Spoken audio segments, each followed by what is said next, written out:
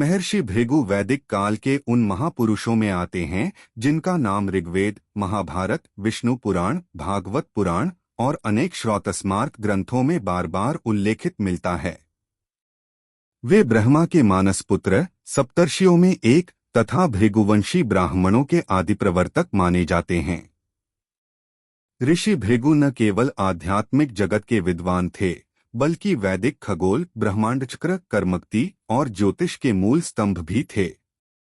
प्राचीन भारतीय ऋषि परंपरा में भृगु का स्थान अत्यंत ऊंचा इसलिए माना गया क्योंकि उन्होंने ब्रह्मांडीय चक्रों, मनुष्य के कर्म और ग्रहों के प्रभाव से जुड़ी सूचीकरण प्रणाली विकसित की, जिसे बाद के काल में भृगु संहिता, ब्रह्मांड सूची और भृगु सूत्र जैसे नामों से जाना गया। इन ग्रंथों में मनुष्य की जन्म कुंडली, ग्रह स्थिति, कर्मफल और संसार में घटने वाली प्रमुख घटनाओं का गहन वर्णन मिलता है।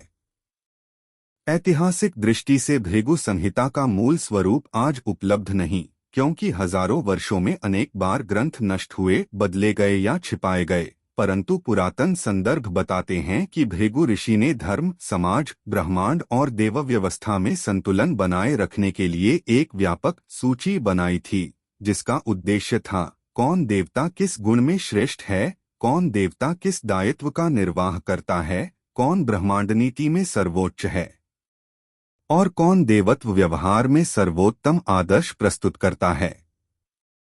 यह सूची केवल दैवी गुणों की तुलना नहीं थी, बल्कि एक ब्रह्मांडीय परीक्षण था, जिससे यह समझा जा सके कि सृष्टि के संचालन में कौन सा देवता सर्वाधिक स्थिर, धैर्यवान, क्षमाशील और हितकारी है। इसलिए भृगु को प्राचीन विश्व का पहला निष्पक्ष समीक्षक भी कहा गया। महर्षि भृगु का महत्व इस कारण भी बढ़ जाता है कि वे ब्राह्मणों के साथ साथ क्षत्रिय और वैश्य समुदायों के आध्यात्मिक मार्गदर्शक रहे और उनकी शिक्षाएं कर्म, धर्म और दायित्व के संतुलन पर आधारित थीं। ऋग्वेद में उल्लेख मिलता है कि भृगु ने अग्नि की खोज और उसकी उपासना की प्रथा स्थापित की, जिससे यज्ञ परंपरा प्रारंभ हुई। वैदिक ग्रंथ बताते हैं कि भृगु अपनी तपस्या, ज्ञान और उच्च सत्यनिष्ठा के कारण देवताओं द्वारा अत्यंत सम्मानित थे। उनके पुत्र शुक्राचार्य, असुरों के गुरु, भी एक महान ऋषि थे, जिससे यह सिद्ध होता है कि भृगु का ज्ञान केवल देवताओं तक सीमित नहीं था, बल्कि संपूर्ण ब्रह्मांड के लिए निष्पक्ष था। इसी निष्पक्ष और तर्कपूर्ण दृष्टिकोण के कारण उन्हें वह दायित्व दिया गया कि वे देवों की परीक्षा लें, कौन धर्म में श्रेष्ठ है, कौन गुणों में सर्वोच्च है और कौन वास्तव में ब्रह्मांड संतुलन का संरक्षक है। इसी परीक्षा से जुड़ा वह ऐतिहासिक प्रसंग सामने आता है, जिसमें महर्षि भृगु भगवान विष्णु के पास गए और वहीं वह घटना घटित हुई जिसने हजारों वर्षों से लोगों के मन में प्रश्न उठाया, महर्षि भृगु ने विष्णु को क्यों मारा? इस प्रश्न का उत्तर समझने के लिए पहले भृगु के स्थान, उनकी परंपरा और उनकी ब्रह्मांडीय सूचियों का इतिहास समझना आवश्यक है, क्योंकि इन्हीं आधारों के कारण उन्हें देवताओं की परीक्षा का अधिकार मिला था।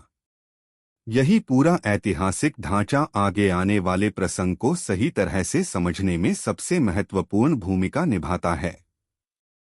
वैदिक परंपराओं के अध्ययन से यह स्पष्ट होता है कि देवताओं की परीक्षा वाला प्रसंग किसी व्यक्तिगत अहंकार या द्वेष का परिणाम नहीं था, बल्कि यह एक अत्यंत गंभीर ब्रह्मांडीय कारण से उत्पन्न हुआ था, जिसे शास्त्रों में गुणसंतुलन का संकट कहा गया है।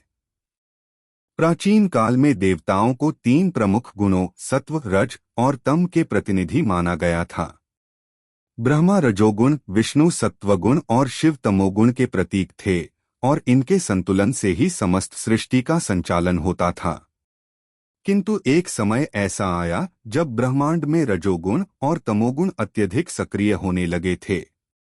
मनुष्यों में अहंकार, असुरों में उग्रता और देवताओं में भी अधिकार की प्रतिस्पर्धा बढ़ने लगी थी। ऋषिपरिषद के अनुसार इस असंतुलन का मूल कारण यह था कि तीनों महाशक्तियों में से किसके गुण और कार्य सर्वोच्च हैं। इस पर ब्रह्मांड में एक अस्पष्टता पैदा हो रही थी और यह अस्पष्टता दैवी व्यवस्थाओं में व्यवधान ला रही थी।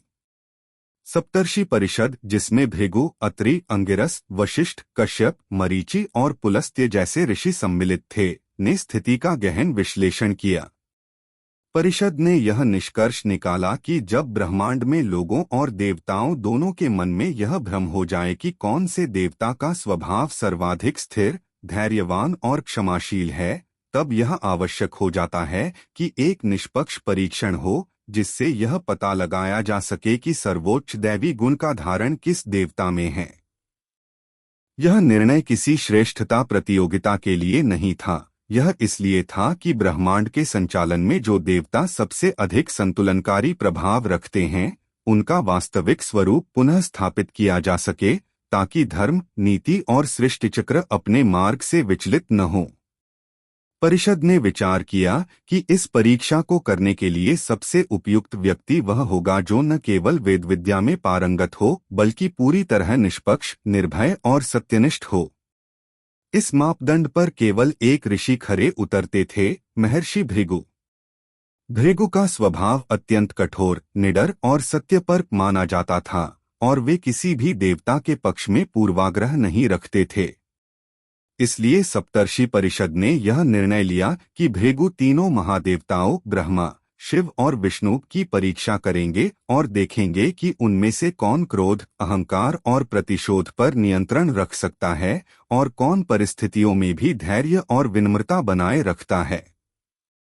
इस परीक्षा का उद्देश्य यह था कि यह स्पष्ट हो सके कि ब्रह्मांड का सर्वोच्च सत्वगुण धारक कौन है, क्योंकि सत्वगुण ही वह गुण है जो विश्व में स्थिरता, शांतिरूप और संरक्षणकारी ऊर्जा उत्पन्न करता है। भृगु को यह जिम्मेदारी इसलिए दी गई क्योंकि वे सत्य के प्रति इतने दृढ़ थे कि आवश्यकता पड़ने पर देवताओं के समक्ष भी कठोर सत्य रख सकते थे। उनकी तपस्या शक्ति, ज्ञान और संकल्प को देखते हुए परिषद को विश्वास था कि वे किसी भी देवता के व्यवहार की वास्तविक परीक्षा लेने में सक्षम होंगे। इसलिए भृगु ने देवताओं की परीक्षा लेने का निर्णय स्वीकार किया और ब्रह्मांडीय व्यवस्था को फिर से संतुलित करने के उद्देश्य से वे पहले ब्रह्मलोक, फिर कैलाश और अंत में वैकुंठ की ओर प्रस्थान करने वाले थे।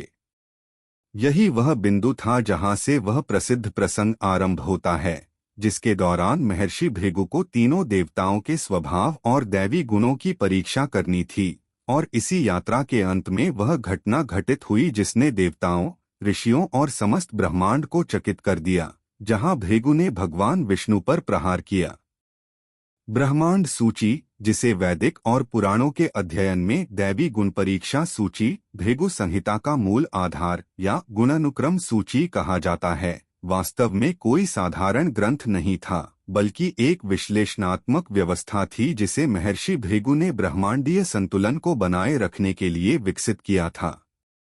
इसके संदर्भ वेद, महाभारत, विष्णु पुराण, भागवत पुराण और कई स्मृति ग्रंथों में संकेत रूप में उपलब्ध हैं, जहां स्पष्ट उल्लेख मिलता है कि भृगु ने देवताओं के कार्य, व्यवहार, गुण और ब्रह्मांड पर उनके प्रभाव का विस्तृत विश्लेषण किया था। यह सूची किसी इच्छा या कल्पना से नहीं बनी थी, बल्कि वैदिक परंपरा के उस वैज्ञानिक ढांचे का हिस्सा थी जिसमें ब्रह्मांड के संचालन को समझने के लिए 3 प्रमुख शक्तियों सत्व, रज और तम के आधार पर मूल्यांकन किया जाता था।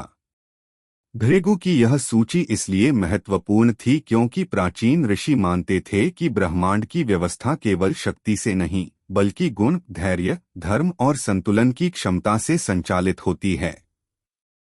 ब्रह्मांड सूची उसी संतुलन का विश्लेषणात्मक दस्तावेज था जिसमें यह दर्ज किया गया था कि कौन से देवता किस प्रकार ब्रह्मांड के संचालन में योगदान देते हैं और कौन सा देवता अपने गुणों के कारण ब्रह्मांड की रक्षा, निर्माण और विनाश की प्रक्रिया को सबसे स्थिर रखता है।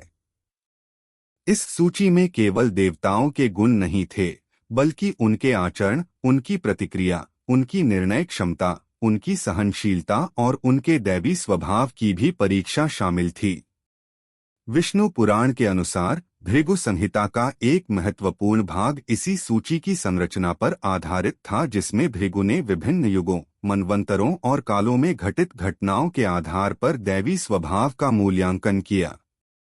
यह सूची एक प्रकार का ब्रह्मांडीय ऑडिट थी, जिसमें देवता किस परिस्थिति में कैसा व्यवहार करते हैं और उनके गुण ब्रह्मांड पर कौन सा प्रभाव डालते हैं, इसका निष्पक्ष आकलन होता था। इस सूची ने न केवल देवताओं के स्थान को परिभाषित किया बल्कि धर्म की दिशा भी तय की, क्योंकि मानव समाज, यज्ञ और दैवी शक्ति का क्रम इसी पर आधारित था कि कौन सा देवता किस गुण का अधिकारी है। ब्रह्मांड सूची के महत्व को इस बात से भी समझा जा सकता है कि इसके आधार पर ही महर्षि भृगु को यह महत्वपूर्ण कार्य सौंपा गया कि वे तीनों महाशक्तियों ब्रह्मा, शिव और विष्णु की परीक्षा लेकर यह बताएं कि उनमें से कौन वास्तव में सत्वगुण का सर्वोच्च धारक है और कौन ब्रह्मांड को स्थिर रखने की क्षमता रखता है।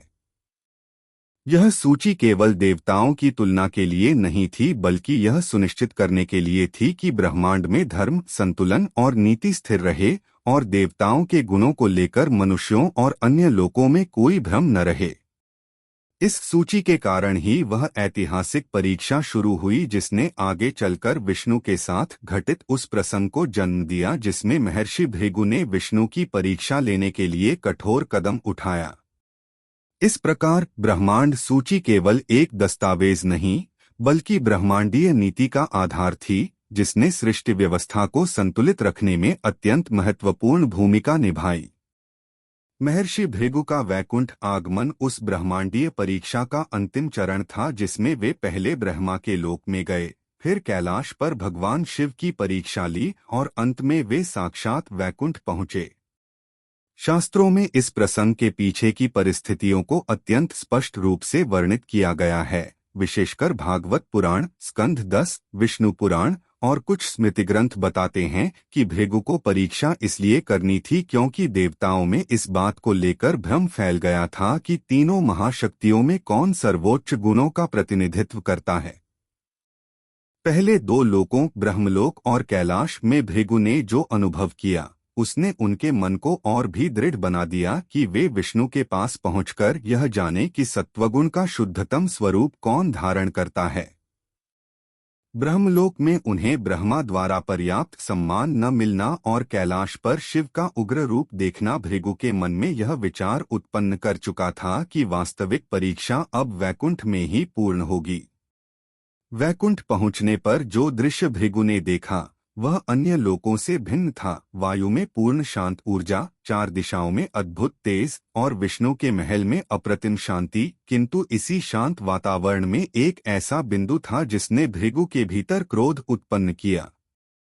शास्त्रीय विवरण बताते हैं कि वैकुंठ में पहुंचने पर उन्होंने देखा कि भगवान विष्णु लक्ष्मी जी के साथ विश्राम कर रहे थे और भृगु के आगमन पर कोई दूत तुरंत बाहर नहीं आया, कोई आहट नहीं हुई, न कोई स्वागत संकेत। भृगु के मन में यह प्रश्न उत्पन्न हुआ कि यदि यह परीक्षा है कि कौन देवता सबसे अधिक विनम्र, जागरूक और अतिथि सम्मान करता है, तो विष्णु को ऋषि के आगमन का ध्यान क्यों नहीं हुआ। यहाँ यह समझना आवश्यक है कि भृगु सरल स्वभाव के नहीं थे, वे अत्यंत कठोर अनुशासन और दायित्वपरक दृष्टि वाले ऋषि माने जाते हैं। उनके अनुसार देवता का धर्म केवल सृष्टि का संचालन नहीं बल्कि संतों, अतिथियों और ज्ञानियों का सम्मान करना भी था। जब उन्होंने देखा कि विष्णु बिना किसी विलंब के उनका स्वागत करने नहीं आए तो भृगु ने इसे परीक्षा की कसौटी माना। यह क्रोध अहंकार से नहीं बल्कि दैवी कर्तव्यों के विश्लेषण से प्रेरित था। वैदिक परंपरा में यह तथ्य भी मिलता है कि अगर कोई देवता ऋषि के आगमन की उपेक्षा करता है तो वह एक गंभीर परीक्षण माना जाता है। इसी कारण भृगु को लगा कि अगर विष्णु सर्वोच्च सत्वगुण के स्वामी हैं तो उन्हें यह सिद्ध करना होगा कि वे किसी भी प्रकार के अपमान या प्रहार को भी शांतचित्त होकर स्वीकार कर सकते हैं। इस कारण भृगु ने अत्यधिक कठोर कदम उठाने का निर्णय लिया, जिस घटना ने आगे चलकर संपूर्ण लोगों को चकित कर दिया, वह क्षण जब उन्होंने विष्णु के हृदय पर प्रहार किया। परंतु इस निर्णय का आधार उनका दर्प नहीं था बल्कि यह विचार था कि ब्रह्मांड का संरक्षक यदि वास्तव में सत्वगुण का सर्वोच्च धारक है तो वह क्रोध या प्रतिशोध दिखाए बिना इस परीक्षा की गहराई को समझेगा। इस प्रकार भृगु का वैकुंठ आगमन किसी साधारण यात्रा का हिस्सा नहीं था बल्कि वह अंतिम चरण था एक विशाल ब्रह्मांडीय मूल्यांकन प्रक्रिया का, जिसके परिणाम ने यह निर्धारित करना था कि तीनों महाशक्तियों में संतुलनकर्ता और सर्वोच्च गुणधारी कौन है। भगवान विष्णु के सीने पर महर्षि भृगु द्वारा किया गया प्रहार वैदिक इतिहास की उन अत्यंत गंभीर घटनाओं में से एक है जिसे समझने के लिए केवल शाब्दिक कथा नहीं बल्कि उसके पीछे के दार्शनिक, ब्रह्मांडीय और शास्त्रीय कारणों को समझना आवश्यक है। भागवत पुराण, स्कंध 10, विष्णु पुराण, पद्म पुराण और महाभारत कुछ ऐसे ग्रंथ हैं जहां इस घटना के मूल कारणों के संकेत मिलते हैं। भृगु के प्रहार का कारण व्यक्तिगत क्रोध, अपमान या किसी दैहिक प्रतिक्रिया पर आधारित नहीं था। यह एक गहन ब्रह्मांडीय परीक्षण था जिसका उद्देश्य यह सिद्ध करना था कि तीनों महाशक्तियों ब्रह्मा, शिव और विष्णु में सबसे श्रेष्ठ सत्वगुण कौन धारण करता है और कौन ऐसा देव है जो अहंकार, अपमान, प्रहार, उग्रता और विरोध जैसी स्थितियों में भी पूर्ण रूप से शांत, क्षमाशील और स्थिर रह सकता है। भृगु इससे पहले ब्रह्मलोक गए थे, जहां ब्रह्मा ने उन्हें बैठने का उचित सम्मान न देने पर भृगु ने उनकी परीक्षा ली और पाया कि ब्रह्मा क्रोधित हो उठे। इसके बाद वे कैलाश गए, जहां शिव ने उन्हें गले लगाने का प्रयास किया, किंतु भृगु ने उनके उग्र स्वरूप का उपहास किया जिससे शिव भी क्रोधित हुए। दोनों परीक्षाओं से भृगु यह निष्कर्ष निकाल चुके थे कि सत्वगुण की सर्वोच्च परीक्षा अभी शेष है, जो केवल विष्णु के माध्यम से ही पूरी हो सकती है। वैकुंठ में प्रवेश के बाद जब भृगु ने देखा कि विष्णु विश्रामरत थे और ऋषि के आगमन का कोई त्वरित स्वागत नहीं हुआ, उन्होंने इसे दैवी जागरूकता और ऋषि सम्मान की कसौटी पर परखा। वैदिक परंपरा में यह माना जाता है कि देवता को ऋषि के आगमन की उपेक्षा नहीं करनी चाहिए, क्योंकि ऋषि ब्रह्मांडीय धर्म और ज्ञान के प्रतिनिधि होते हैं। भृगु ने समझा कि यदि विष्णु वास्तव में सत्वगुण के सर्वोच्च प्रतिनिधि हैं, तो वे किसी भी उग्र व्यवहार का प्रत्युत्तर शांतचित्त होकर देंगे। इसीलिए भृगु ने अपने पैर से विष्णु के सीने पर प्रहार किया। भागवत पुराण कहता है कि यह प्रहार मात्र शारीरिक नहीं बल्कि दैवी अहंकार की परीक्षा थी। यदि विष्णु में रजोगुण या तमोगुण की प्रतिक्रिया होती तो वे क्रोध, अपमान या प्रतिशोध दिखाते, लेकिन यदि वे पूर्ण सत्वस्वरूप हैं तो वे विनम्रता, करुणा और धैर्य के साथ प्रतिक्रिया देंगे। भृगु ने पैर से प्रहार इसलिए किया क्योंकि पैर वैदिक परंपरा में सबसे निम्न माना जाता है और उसके द्वारा किसी देवता के सीने, जहां लक्ष्मी निवास करती हैं, पर प्रहार करना अत्यंत अपमानजनक कृत्य माना जाता था। इसका उद्देश्य यह था कि यदि विष्णु में वास्तव में दिव्य गुण है तो वे इस अत्यंत अपमानजनक क्रिया को भी बिना क्रोध, बिना प्रतिरोध और बिना अहंकार के स्वीकार करेंगे। शास्त्रों में यह भी उल्लेखित है कि भृगु का यह प्रहार दरअसल उस अंतिम प्रश्न का उत्तर खोजने जैसा था कि सृष्टि के संरक्षण का भार किस पर होना चाहिए, उस देवता पर जो अपमान में क्रोध करे या उस पर जो शांति से सब सहन कर ले। जब विष्णु ने प्रहार सहकर भी उठकर भृगु के पैरों की धूल अपने हाथों से साफ की और विनम्रता से कहा कि मुझे क्षमा करें, आपके पैरों को चोट न लगी हो, तो यह भृगु के लिए प्रमाण था कि सत्व का पूर्ण रूप विष्णु ही हैं। इस प्रकार भृगु का प्रहार कोई हिंसक या अहंकारी कार्य नहीं था, बल्कि ब्रह्मांडीय धर्म व्यवस्था की अंतिम परीक्षा थी, जिसके माध्यम से यह सिद्ध हुआ कि सृष्टि रक्षा का अधिकार विष्णु को इसलिए दिया गया है क्योंकि वे सहनशीलता, धैर्य, विनम्रता और सत्वगुण के परिपूर्ण रूप का प्रतिनिधित्व करते हैं। भगवान विष्णु द्वारा महर्षि भृगु के प्रहार को बिना प्रतिरोध स्वीकार करने के पीछे जो दार्शनिक संदेश छिपा हुआ है, वह संपूर्ण वैदिक दर्शन, उपनिषदिक चिंतन और पुराणों की व्याख्याओं में अत्यंत महत्वपूर्ण स्थान रखता है, क्योंकि इस एक घटना ने यह स्पष्ट कर दिया कि ब्रह्मांडीय संरक्षण, प्रेजर्वेशन की शक्ति केवल उसी देवता के पास रहनी चाहिए जो अहंकार, अपमान, हिंसा, उत्तेजना और उकसावे जैसी परिस्थितियों में भी पूर्ण स्थिरता, संयम, सत्व और करुणा बनाए रख सके। भागवत पुराण, विष्णु पुराण, वेदांत सूत्र की टीकाएं और कई आचार्यों की व्याख्याएं यह बताती हैं कि जब भृगु ने विष्णु के वक्षस्थल पर अपने पैर से प्रहार किया तो यह आघात किसी शारीरिक चोट की परीक्षा नहीं था, बल्कि यह उस व्यक्ति के आंतरिक गुणों का परीक्षण था जो ब्रह्मांड का पालनकर्ता कहलाता है। विष्णु का प्रहार सहकर भृगु के पैर पकड़ लेना और यह कहना कि आपके चरण को कहीं चोट न पहुंची हो, केवल विनम्र व्यवहार नहीं था, बल्कि यह दर्शाता है कि सच्ची दैवीय शक्ति प्रतिशोध से नहीं, बल्कि धैर्य और करुणा से पहचानी जाती है। इस घटना का दार्शनिक सार यह है कि ब्रह्मांड की स्थिरता उन शक्तियों के कारण नहीं बनी रहती जो क्रोधपूर्वक प्रतिक्रिया देती हैं, बल्कि उन कारणों से बनी रहती है जो परिस्थितियों के मध्य सत्वगुण को सबसे ऊपर रखते हैं। विष्णु का यह व्यवहार यह भी सिद्ध करता है कि जब कोई बड़ी शक्ति नम्रता धारण करती है, तब ब्रह्मांड में संतुलन स्थिर रहता है।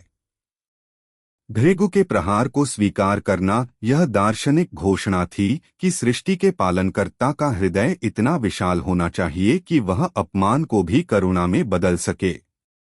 इस घटना से यह भी सिद्ध हुआ कि सत्वगुण केवल शांत रहना नहीं है, बल्कि वह क्षमता है जिससे कोई व्यक्ति या देवता दूसरों के क्रोध, ईर्ष्या, अहंकार और आघातों को अपने भीतर समाहित करके भी बाहर शांति, स्थिरता और संभाव प्रकट करे।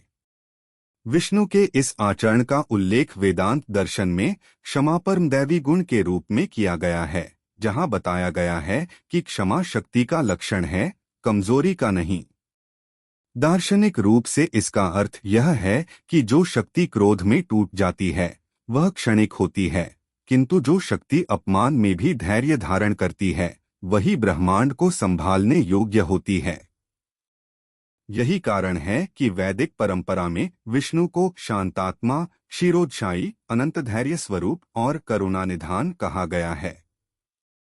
भृगु के प्रहार से यह भी स्पष्ट हुआ कि अगर विष्णु किसी क्षण में क्रोध करते तो यह स्पष्ट हो जाता कि सृष्टि का संचालन वे नहीं कर सकते, क्योंकि पालनकर्ता का धर्म यह है कि वह भले ही स्वयं पर आघात सह ले, किंतु ब्रह्मांडीय संतुलन को कभी न टूटने दे। उनका यह व्यवहार मानव जीवन को यह संदेश भी देता है कि वास्तविक महानता अपमान का उत्तर अपमान से देने में नहीं, बल्कि अपनी स्थिरता और धैर्य को बनाए रखने में है।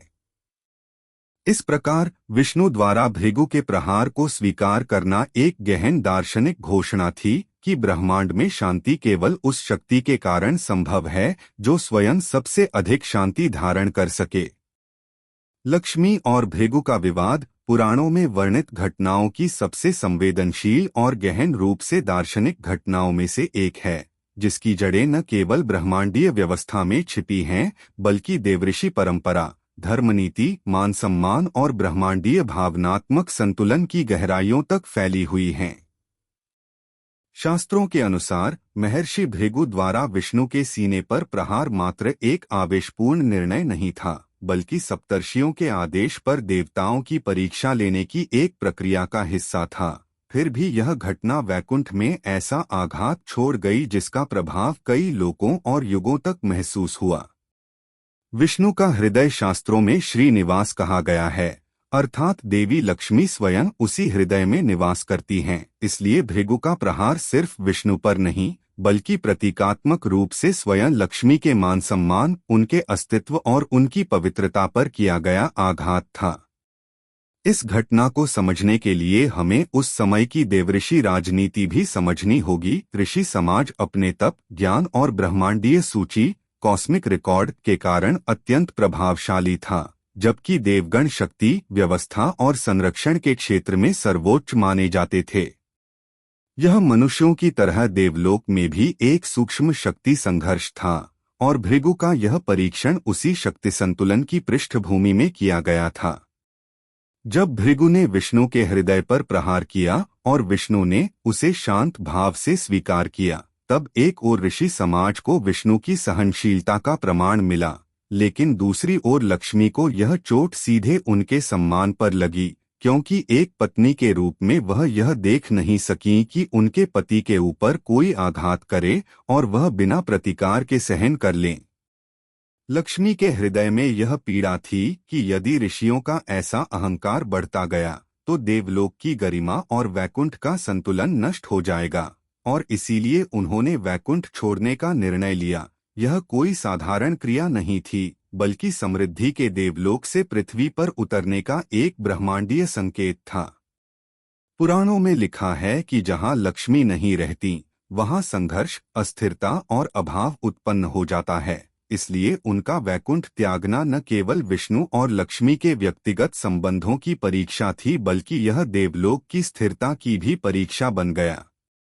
इस घटना से यह भी स्पष्ट होता है कि ब्रह्मांड के सबसे शक्तिशाली संबंध में भी भावनाएं, सम्मान और स्वीकृति उतने ही महत्वपूर्ण हैं जितने किसी मानव संबंध में। इसके प्रभाव दूरगामी थे।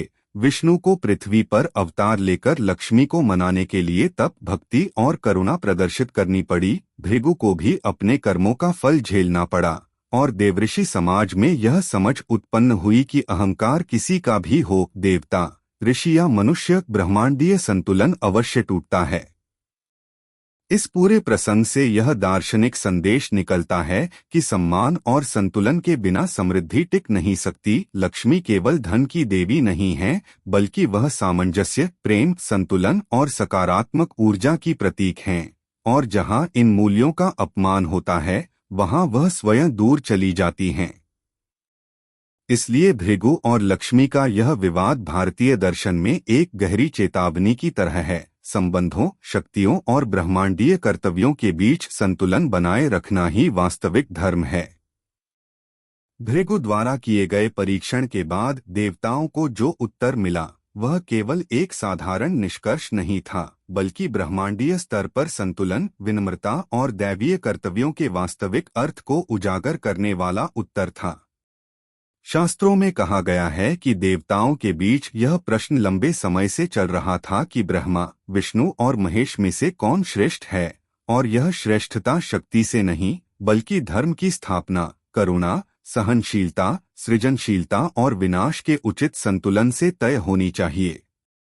जब भृगु ब्रह्मा के पास गए तो उन्हें अहंकार की हल्की झलक दिखाई दी। ब्रह्मा सृष्टिकर्ता थे और अपनी सृष्टि के प्रति अत्यधिक आसक्ति के कारण कभी कभार कठोर भी हो जाते थे। जब वह शिव के पास गए तो शिव की तामसिक ऊर्जा और उनके क्रोध का रूप भृगु के लिए परीक्षा पास करने लायक नहीं था, क्योंकि शिव का मार्ग त्याग और विरक्ति का मार्ग है, जो हर किसी के लिए सहज नहीं। लेकिन जब भृगु विष्णु के पास पहुंचे और प्रहार किया, तब देवताओं को समझ आया कि श्रेष्ठता शक्ति दिखाने में नहीं है, बल्कि शक्ति होने के बावजूद उसका दुरुपयोग न करने में है, प्रतिक्रिया में विस्फोट न करने में है, और उच्चतम अधिकार रखने के बावजूद दया और विनम्रता बनाए रखने में है। यह घटना देवलोक को सिखाती है कि नेतृत्व का अर्थ कठोरता नहीं, बल्कि समर्पण और सहनशीलता है। विष्णु ने संपूर्ण ब्रह्मांड के पालनकर्ता होते हुए भी खुद को एक सामान्य अतिथि सेवा करने वाले गृहस्थ की तरह प्रस्तुत किया। उन्होंने भृगु को आदर दिया, उनके पैर दबाए, और यहाँ तक कि जब उनके हृदय पर प्रहार हुआ, तब भी उन्होंने न क्रोध दिखाया, न दंड दिया, बल्कि कहा कि यदि मेरे शरीर में कोई दोष था जिसने आपको ऐसा करने पर मजबूर किया, तो मैं आपका धन्यवाद करता हूँ कि आपने उसे दूर किया। यह दिव्य सहनशीलता देवताओं को समझाने के लिए पर्याप्त थी कि श्रेष्ठ वही है जो स्वयं को सबसे नीचे रखने की क्षमता रखता है।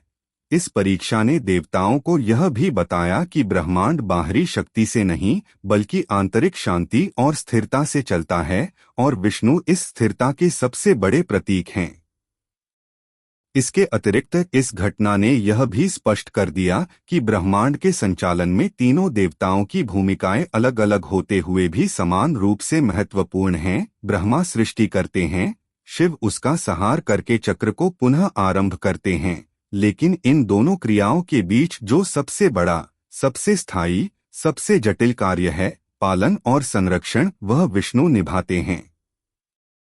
यह घटना देवताओं के लिए एक मूर्त उदाहरण बन गई कि किसी भी सत्ता का मूल्य उसके नियंत्रण और क्रोध में नहीं, बल्कि उसकी धैर्य और जिम्मेदारी निभाने की क्षमता में है।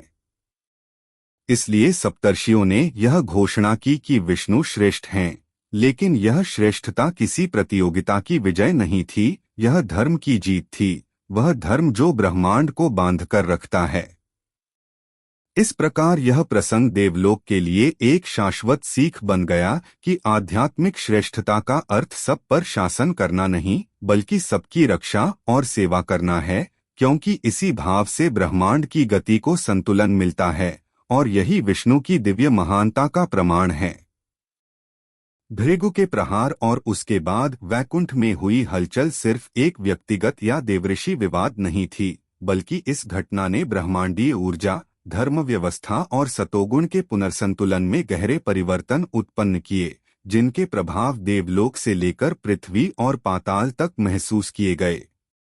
शास्त्र बताते हैं कि जब भी ब्रह्मांड में किसी उच्च सत्ता, देवता, ऋषि या किसी दिव्य शक्ति का अहंकार बढ़ता है, तब ब्रह्मांडीय संतुलन अवरुद्ध हो जाता है और दैवीय ऊर्जा असंतुलित होकर पूरे सृष्टि चक्र को प्रभावित करती है।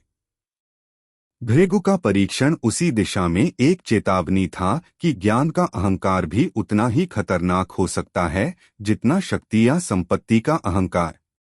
भृगु को अपने कर्म का तत्काल और प्रत्यक्ष फल मिला।